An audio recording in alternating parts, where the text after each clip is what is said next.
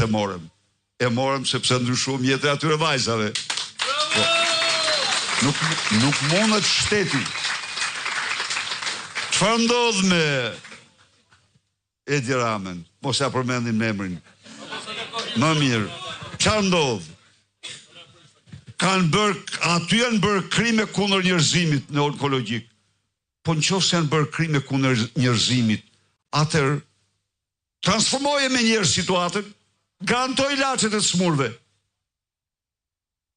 3 ditë mrapa mjekët mirrin telefon smurt, këto 3 muaj nuk ka ilaçe. Ata nuk janë shumë. Po dhimi e tyre peshon sa toka. Nuk ka më keq se t'i lash ata pa ilaçe në mshirë të një smundje të rëndë. Pra këto marrin fund. Ne tjetër, nafta,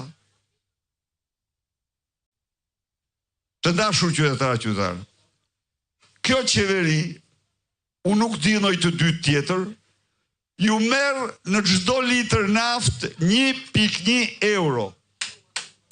Merë në çdo litër naft taks. Prandaj nafta këtu shitet 40-50% më shtrejtë se në Kosovë, më shtrejtë se në Maqedoni. Po, shumë mund thonë, po ne s'kemi vetura. Jo, çmimi i naftës pasqyrohet dhe në çmimin e domateve, në çmimin e orizit, në çmimin e sheqerit, në çmimin e çdo gjë që transportohet. Dhe ne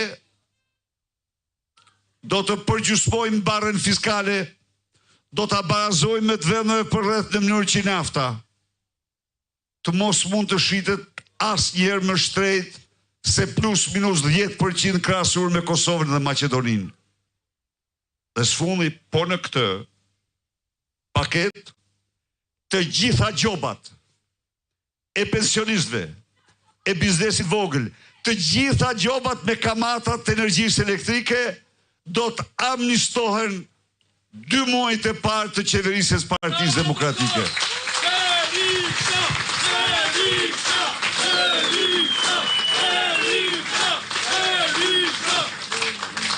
Unë e di se nesër do u bien burive, ky po fal gjobat, po shkel ligjet.